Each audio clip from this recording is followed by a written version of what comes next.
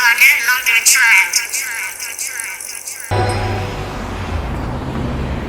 you, are you tired of living paycheck to paycheck? No upward mobility? Getting absolutely no pussy? Well, today's your lucky day, because I've got the perfect thing for you. You'll be able to pull yourself up by your bootstraps and finally get that perfect home with the white picket fence that you've always wanted. Don't just dream it, American dream it. I'm from this like small suburb in Jersey called Lake Hiawatha. Pretty like diverse town. I think that kind of like gave me the spectrum, or like an element that gave me a spectrum of like all the music that I really like listening to. Grew up Haitian household. So that in itself like was like I was just like receiving like different type of music, like compa music, which is like it's like a fusion of like it's like zouk and like salsa. So my dad would play that a lot growing up, but also being in church, listen to like a lot of gospel. So that and my dad playing like jazz stations growing up, that kind of like really informed me on just kind of like my musical like taste. So I went to college. Originally, I wanted to do like physical therapy, but that science shit was just not for me. Like that shit was different. Yeah, like I was seeing grades that I didn't even know like you could get those grades. So that's when I switched over to sport management.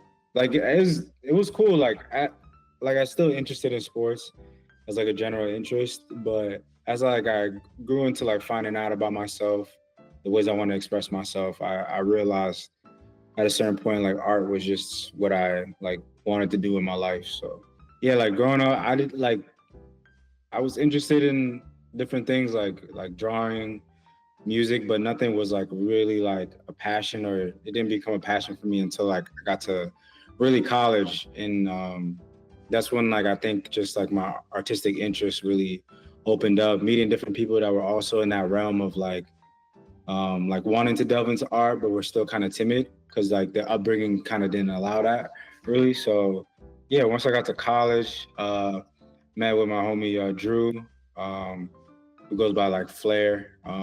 So that's our homie. He's produced like whole projects for me, but he's also like engineered everything that I've done. He mixed Black Moss as well. So that's one of like our creative collaborators. So meeting him, and then ended up gradually over the years in college meeting a bunch of people that I created.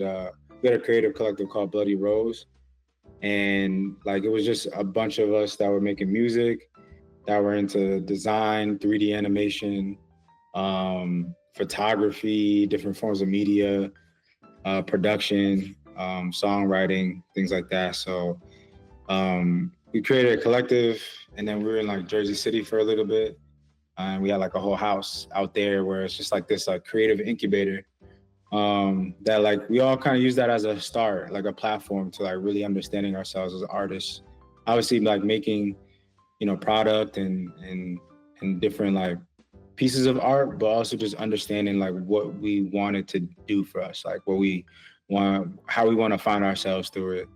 And yeah, then years after that, I think Reggie probably delved into it a little bit more too, but Reggie ended up moving into that same crib. And we knew each other for a little while before that, because we met at this festival called Mad Lib that used to be hosted in Jersey. So we met there, and we had like some mutual friends as well. So, but once Reggie moved in, and that's when we started working on the project. So I'm from DC. It's funny. My dad just my dad is originally from like Southeast DC, where I'm from too. But he just wrote this book, and he has like a excerpt that says, I'm paraphrasing, but he's like, he said something like, yo, I'm from DC, and it's not the DMV. And I know like sometimes it's like everyone likes to like put us in a pot, which we are regionally. But a lot of times it's funny if you hear someone say like they're from DC, then like they're like from DC proper. But yeah, so like Southeast DC, and I feel like from there, just being from there, I feel like it's a melting pot of like music regionally. So like we're DC is considered like, I guess like regionally is considered to be like the mid-Atlantic. But we also a lot of our like a lot of our family and ancestors are from the South. Like even my mom is from my dad is from DC, but my mom is from Alabama. And I have family like in Atlanta, in North Carolina as well. So like a lot of the music that we loved, we was getting like a great blend of like, you know, music coming from like, you know, New York and stuff like that. But we was also heavily into like, you know, everything that was happening down south as well. And you heard it on our radio station. So, you know, the radio stations, we're getting like a blend of everything. But then also being from DC, like we have our own music called Go-Go, which is like really like heavily percussive driven and a blend of just like, I would say like R&B funk. R&B funk, and then you could just blend that with like a lot of the percussive grooves that are specific to where I'm from. And also just being like right next to like our Virginia cousins, I feel like that blended, well, that like really influenced a lot of my just music and sound choices. Also just my dad was like heavily into funk. He's like not a funk purist, but he's definitely like a just a funk appreciative. Like I think a lot of my, even before like heavily diving into rap and hip hop as a kid in middle school, I feel like a lot of my first memories of music was just like being in the car with my dad and him playing like James Brown or Curtis Mayfield or Earth, Wind and Fire or like fusion bands, Return to Forever, a lot of Herbie Hancock's fusion stuff, which was cool because then I would go on to in middle school I actually was in jazz band and marching band, and one of the songs that we played for Herbie Hancock might have been called Watermelon Man or something like that, and it was cool. Like I remember like being in jazz band in middle school, and I'm like I was playing tenor sax. I was playing alto sax at that time. And I remember thinking like, yo, like this is crazy. Like my dad was playing this for me when I was like when I was younger. So it just was like a recall. And even like beyond that, I remember listening to like Lupe Fiasco's first album, right? Food and Liquor. And I'm trying to remember, I think American Terrorist, right? Yeah. That song has a sample from this group called Return to Forever that my dad was putting me onto. It was like a fusion like super group with like Chick Corea and Stanley Clarke. And they made the whole album was called Romantic Warrior, and they basically was like a whole compilation of medieval sound and jazz music. So yeah, when I heard that sample on the album of like, or just on like a hip hop album of at that time, Lupe was like one of my favorites. And I'm like, bro, this is crazy. Like, I know the sample, and my dad is the one that put me onto this. Just having that kind of like full circle moment with music has always been something that I really appreciated. And then aside from that, just being in a household that was like heavily like Christian based, grew up in the church. My dad is a minister, and just listening to gospel a lot, being in the youth choir. So I feel like a lot of the music that I ended up making is just a direct like representation of all of that, like the funk and like the DC go-go sound and like the Virginia Neptune's Timberland stuff blended with like this kind of like spiritual like bass, you know. So yeah, I feel like at its core it was really rooted in this like inner child energy. Mm-hmm. I know for me, once in 2021, that's when I moved into the crib with Hans and everybody else, and that for me was like a life reset for me. it was a life reset, and during that time, it was like, you know, new community that was embracing me. Also, outside of it, just being like a new community of people, but a new community of artists as well that I was familiar with, but we got a chance to really bond, and it became like a brotherhood.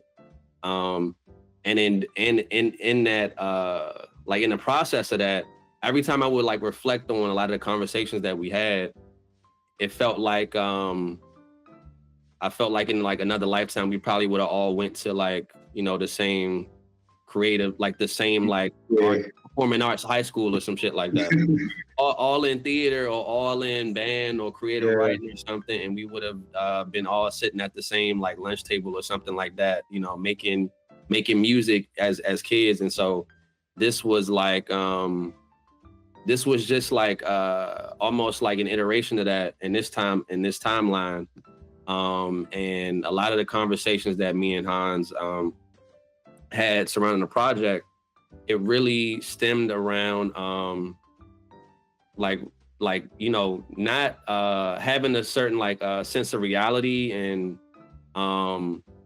like growing up, but also not leaving like what got you there, like all of those core, you know, moments where you first started to draw, you first started to make music, or you first started to even experiment with like rhyming or making beats or something like that. Like it was really a reset and a return to that, and also just reflecting on like some losses that me and him both had around the same time, like just stemming around grief. I'm trying to see what else. But even for me musically, it was a reset for life for me, but also even in music, like I had pretty much switched gears from like Logic to Ableton, in terms of what I was using to produce.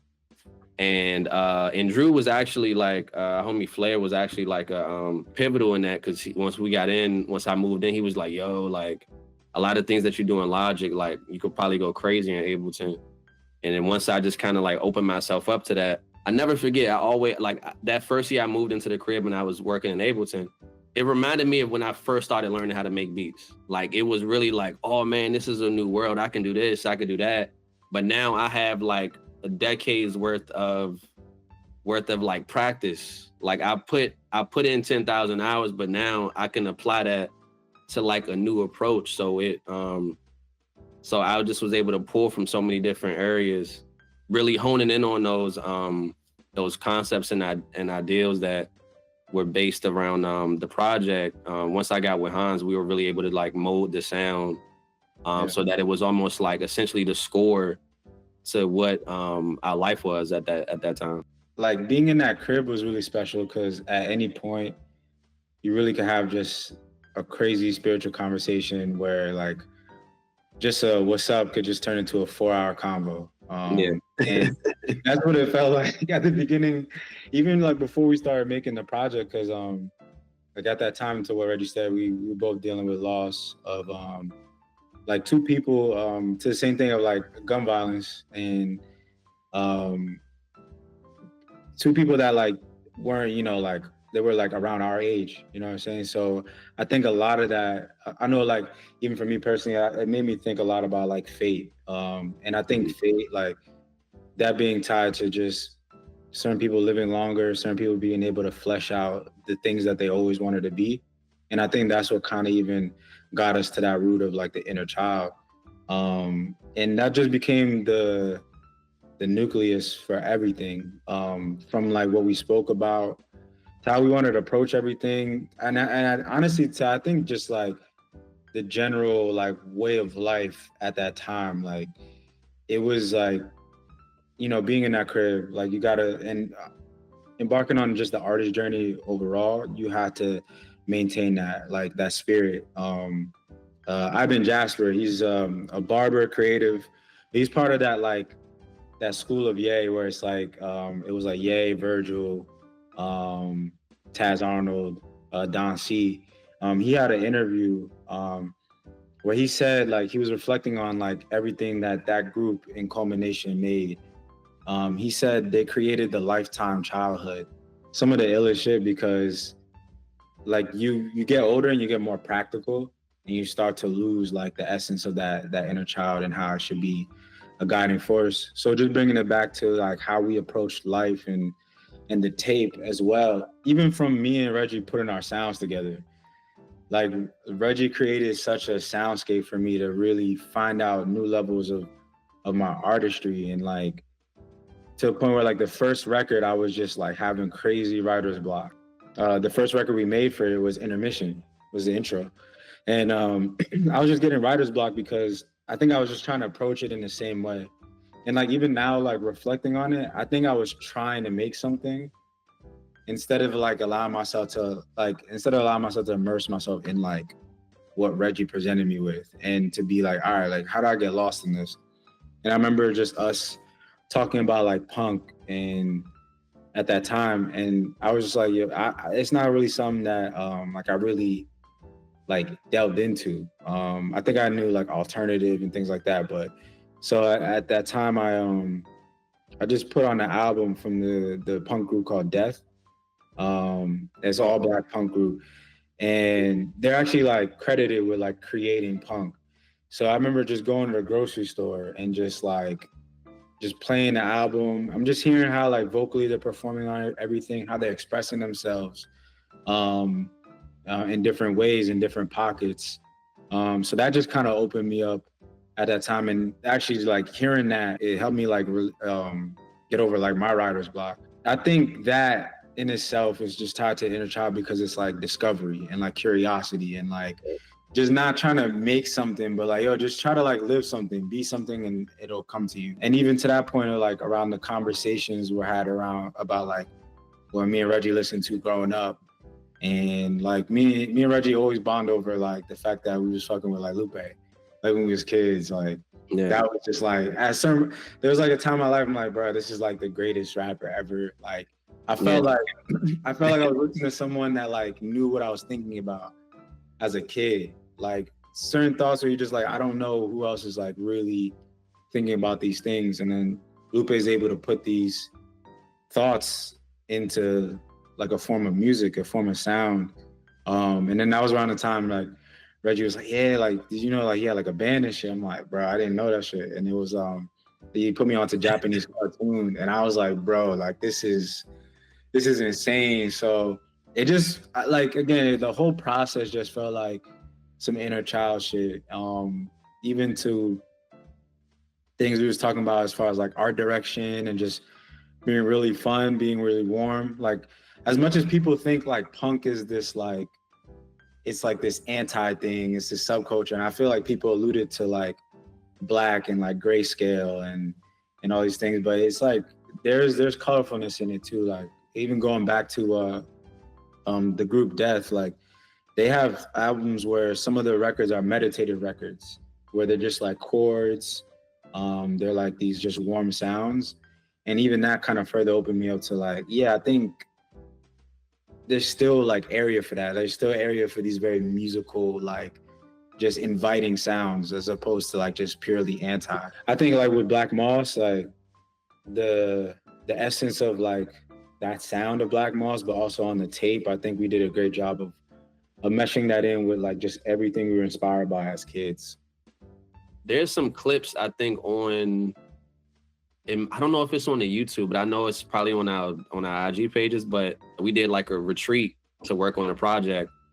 And at the retreat, we was experimenting with different fonts and stuff for the cover. And she literally hand painted it, right? She hand painted the font kit. Like she literally, she hand painted the letters. And then from there, she took pictures and created a whole type kit, like a Black Moss type kit. Like obviously we was working on putting the project together from a musical standpoint, but we had like Lena there, who's a graphic designer. Aaron was there, leading with like photography. So they were, and Quinn was there too. So they were working more on like that visual aspect of it. And we had manager Ryan, Jacob came through, who's also like, they were working at like the same label at the same time. So came through to help with just more so like business kind of like ideation of everything. Ryan's little brother, who was doing 3D printing, pulled up. Shout out to Riley. So it was just like a full on like just art community, like just kind of experience of seeing all these different parts come together at the same time, which I think like in a way helped inform like the outcome as far as like the approaches people took to like, okay, like maybe this can sound like the way you're going about putting this font together and like how you're printing this out. And I think that was like a really fluid just like approach. I think that's the essence of like just the punk aspect of it too in itself, like the way that we approached putting this whole project together. And not only just like us from sculpting like the songs and the sound, but like everybody else that had a that played a pivotal role in helping us present the world, you know, to everybody. Just because, you know, it's in the approach. I think there's an essence of just like, you know, not like there are no rules to this shit. You know what I'm saying? And so I think that's a very strong just like North Star when it comes to like, you know, the way that we create. I would say sporadic is a word. If I think about just the whole project, like I think we sequenced it really well, but if you just think about the spectrum of sound that we were given, I think like sporadic is a word. It's another word that jumped out to me when you said that. I would say like rambunctious. Yeah. There's just a lot of like there's like I think the way that certain things were placed and like where some places where the ad libs were, or like some of the beat switches, a lot of it is just like, okay, what's going on next?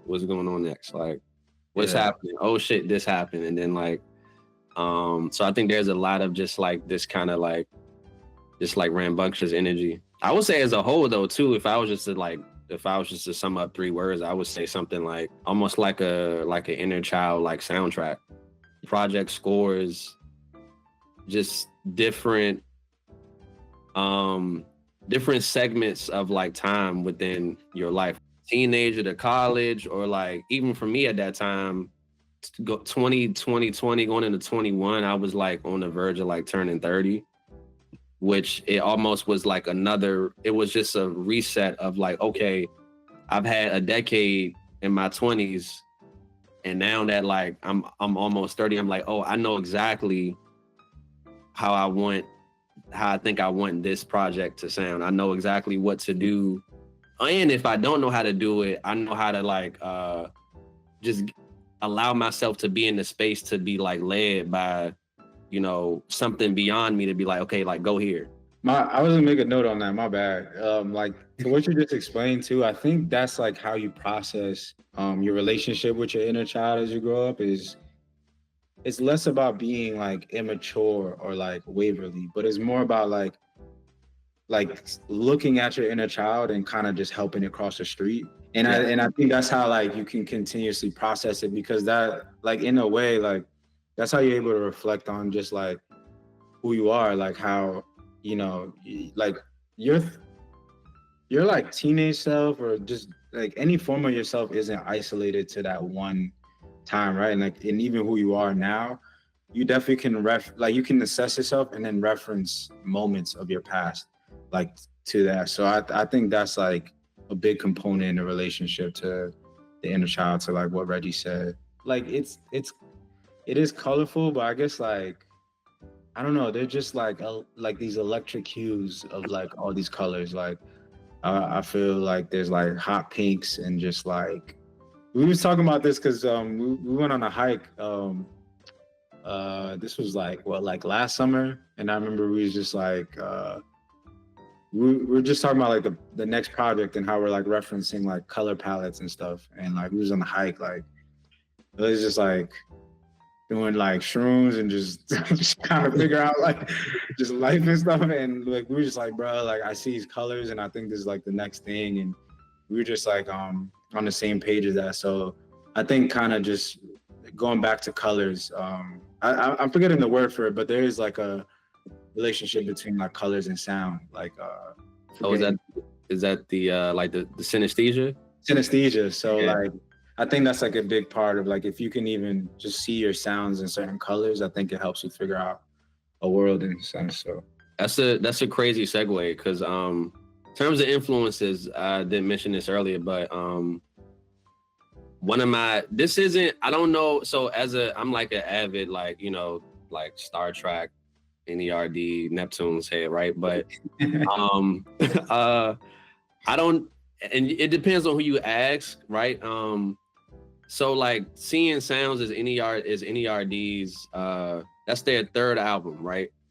Now, to some people may say that's their best, that's their favorite. I would say that it's my favorite.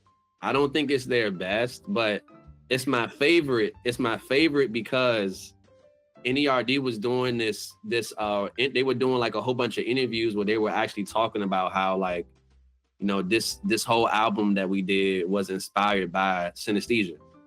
And if you hear the album, I would it feels like it's their most like punk sounding project.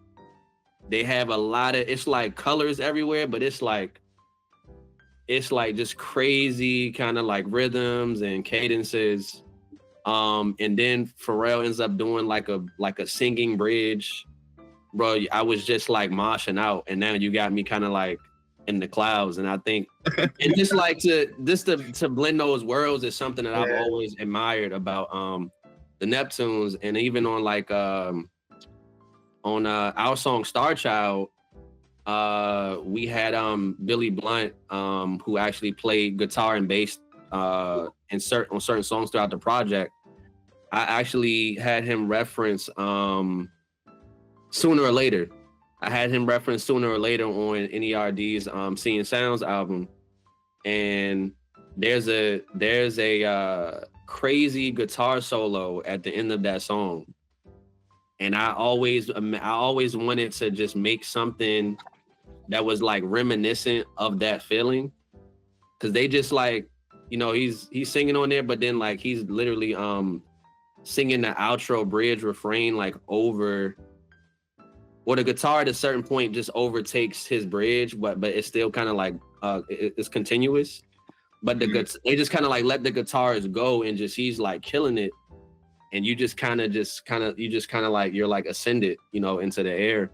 And I was like, yo, like on Star Child, even when we was like making it, we had like the basis of it done, and then I had came up with this like bridge idea for the outro.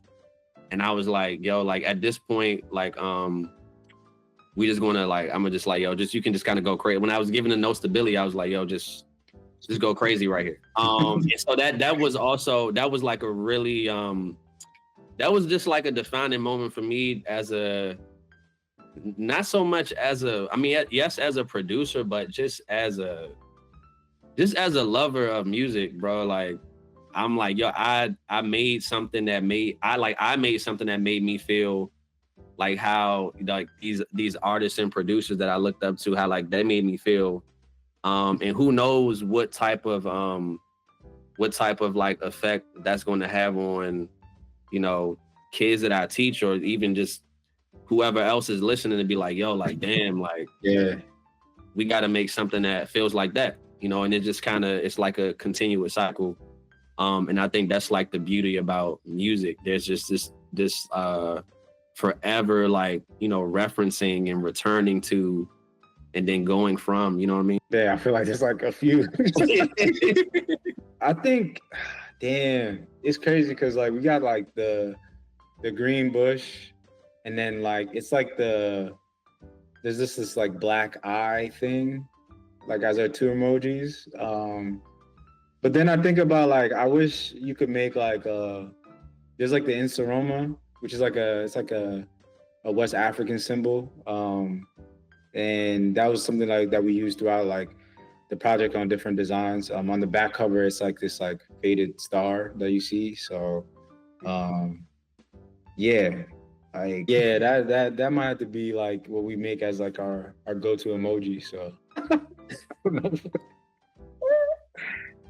yo, I don't know if we ever I feel like I don't even know if there's ever been like like a like a hostile. like a necessarily like a riff. I think if anything, we probably like might have laughed at like maybe a lib or something like you tried, or maybe I'm just Yeah, trying to. I think it's more so. I feel like it's more so just like. I mean, there's a sense of calmness there, but it's just like a playfulness. I think in the studio yeah, when we, whether if it's just me and Hans, or whether if it's like me, Hans, and Flair, like there's yeah, just a sense of like, yo, let's just try this shit. yeah. I think you know what? I think Maybe the it's skit? two I'm thinking about. One is the ad libs on We Got That. Yeah. I think that was just like a really funny Yeah, instance, just because like Hans was like channeling like all the characters in the song. yeah. So I think that was pretty funny. And I think another one, I mean shit, honestly, I was gonna say the ad libs on Star Child, but That was definitely like that was probably the most fun I've had. Like ever. yeah. For those. So. I was also gonna. I mean, the other thing too, I was gonna say, yo, the skits that we did was probably like the funniest out of all of that shit. To be honest. Yeah, because it was just a bunch of the homies that we got, and we was like, hey, like we just wrote this shit out, like just try to improv, like from here, like so. Yeah, I think that was like the funniest. That was the funniest aspect for sure. Just like everybody just kind of like winging it on the skits. And just showing up with their personality. That was like really cool. But it was also just like fun to do. As far as like messages and themes, I think definitely like a level of like spirituality in terms of like personal like connection to God, the universe. I think that's huge. I think that's where that's like the message. It's like the messaging for sure, but I think where it's more potent in is like the actual process of making the music itself, and the art is like figuring out like the questions that you're asking yourself, whether about you or the universe, and seeing how you can, like the music is trying to come up with the answer or trying to have the conversation. It's just like in the form of sound, and I think just like reflective, reflective, those are just like streams of consciousness, how you can make music out of that. Like recently I'm like trying to work on my project as well, and like it's like just the free formness of like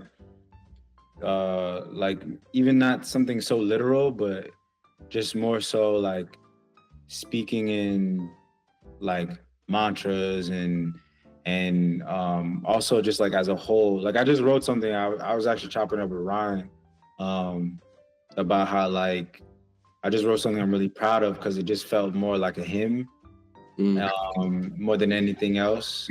So I guess to like messaging, more so just like trying to find your own way of having those conversations on a record, instead of like trying to make something as far as like how it should be, or something that's rooted in the ego. Like just more so like you can tell this person allowed there to be like space for like that music and that connection and spirituality. So but yeah, and just speak on the times, whether that's like what's going on, but also don't forget that like you yourself, like you have your own history.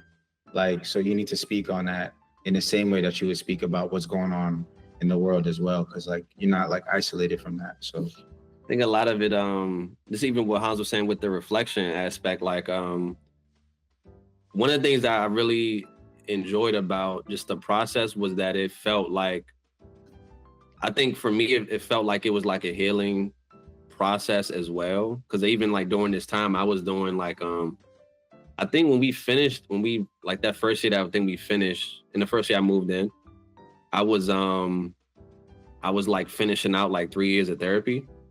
And so like a lot of the reflective state that I feel like the records reflect, it just reminded me of just like where I was at personally too.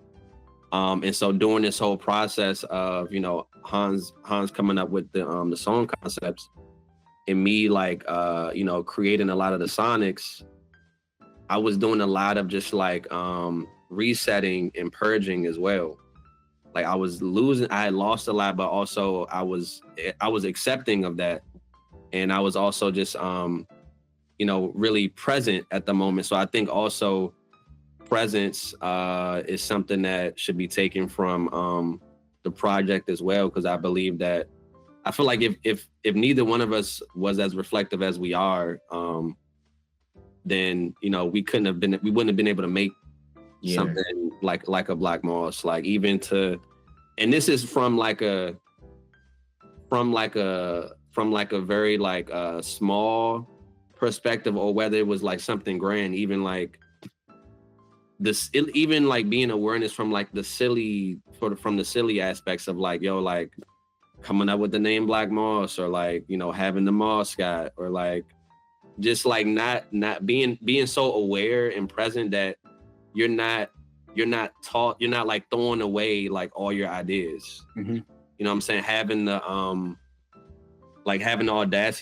audacity to just like take the risk. Take the risk in your art, take the risk in life. Like I up and moved to Jersey. Like these are just things that I felt like the way that the project is resonating with people, a lot of it is just reflective of like some of the steps that we took to even get to that point, to continue like, you know, being curious and asking questions of yourself, but also of the art that you put out too. It should be reflective of like whatever mental and emotional state that you're in. Yeah, we literally in the midst of that right now. So trying to plan a show out here in either Jersey or New York, but hoping that could like kickstart, like at least going to some other cities, like definitely like DC, LA, Atlanta, maybe Chicago as well. So it's interesting because we was looking at like the demographic stats for all like the plays and like the video, like the views on YouTube and stuff, and it's just like I think like the top city wasn't like even in the States. I just know it was just, but I think that's interesting to know that like globally, like it's reaching a lot of people. I feel like that's the biggest thing to know, because like it's crazy. I refer to this as a kid. Like I remember I used to think like America was the world, like because I just thought like shit was just so huge. But then you grow up and you understand like things like music, that travels as well, because it sound. I was watching the Robert Glasper episode of I think he had an episode of, I think it was the R&B Money. I think he had he had an episode on that, and he was saying how like jazz, because there's no like words, like it's like a universal language, right? And then I think that even just kind of tying it to music, like what Lupe say on like Paris Tokyo, he was like and then I land where they barely understand like what I speak, but they nod to my beats. And I think that's what's the beautiful thing about music, is like everyone's like receptive to it globally. Especially I feel like if you're taking the risk to use it as a way to explore like how you actually feel, and you understand that like it's never, if you're doing that like honestly and like genuinely, like then your music's gonna live like in all these places. So I say that to say hopefully we doing some worldwide shit. Like that would be super fire. Yeah, I definitely would love to take the music to the UK for sure. Yeah. I just feel like I think one of the dopest things about us putting this project out is that like the reception that we've gotten from people like not in America, bro. It's like I feel like both of us at a certain point have been like messaged or DM'd by like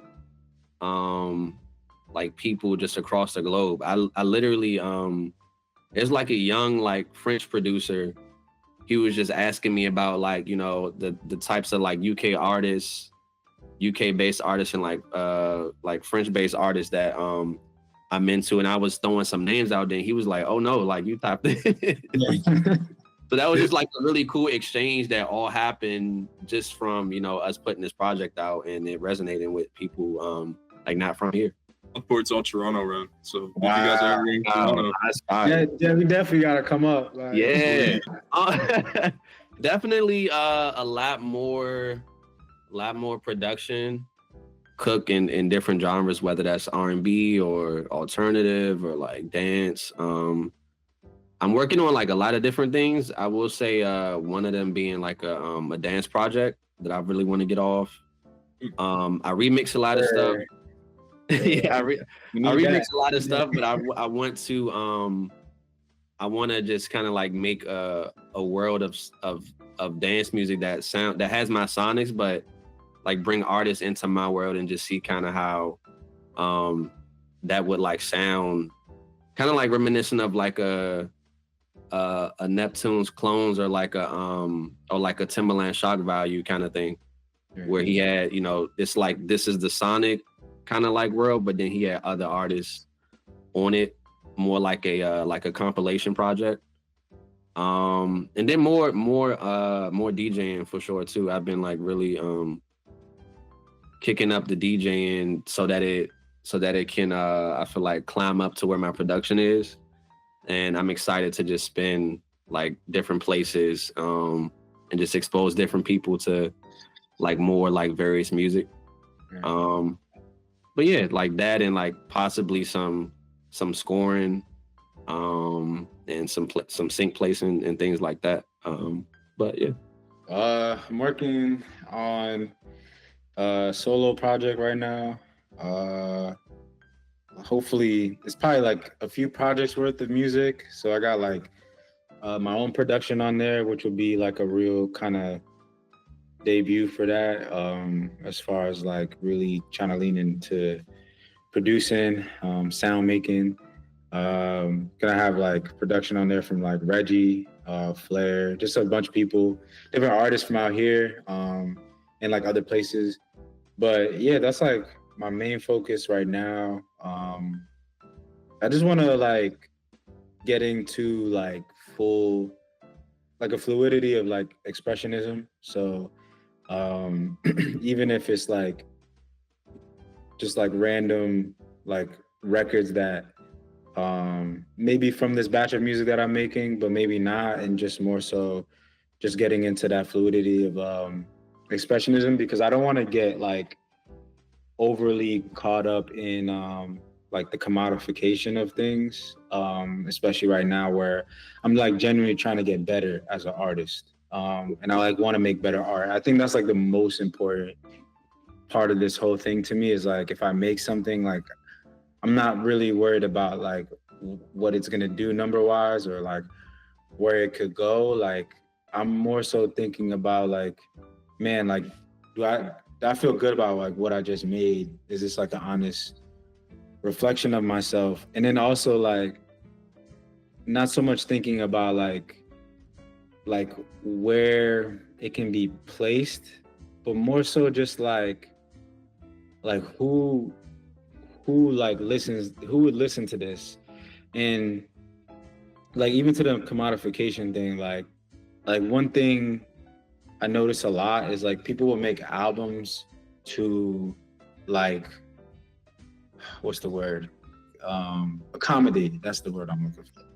Accommodate for like all these different things, instead of trying to figure out what is the thing that you like about this. Like maybe it's not that it's a rap record, you just need to find a way to make your own like grittiness. Or if it's the dance hall thing, it's like, yo, how do you make a dance record within the sound that you're actually trying to like work within? And I think that's where I'm figuring out like with my art, is like, hey, like I'm trying to find the world of this sound.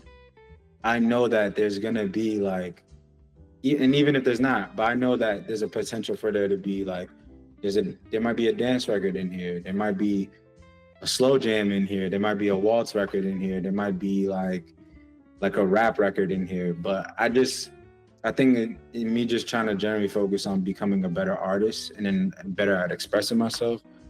That'll help me with like thinking less about like this thing as like a product or like content, and just think of it more like an artifact or like a museum piece or something like that. So yeah.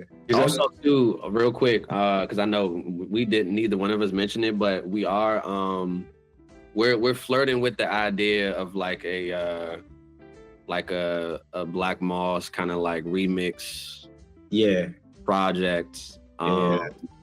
Yeah, having the homies just kind of like go in and like, you know, reinterpret, reconstruct some stuff. I know one would definitely come from us too. Yeah. And then also I'm just like, you know, leaving the door open for this, but you know, we might with all, because we have like a crazy just like vault of just shit that we've been making. You know, so we might decide to just like throw out, you know, a couple Lucy's or even like a small EP of just like new Black Moss material. So yeah. We'll see. Okay, heard it here first, bro. Yeah.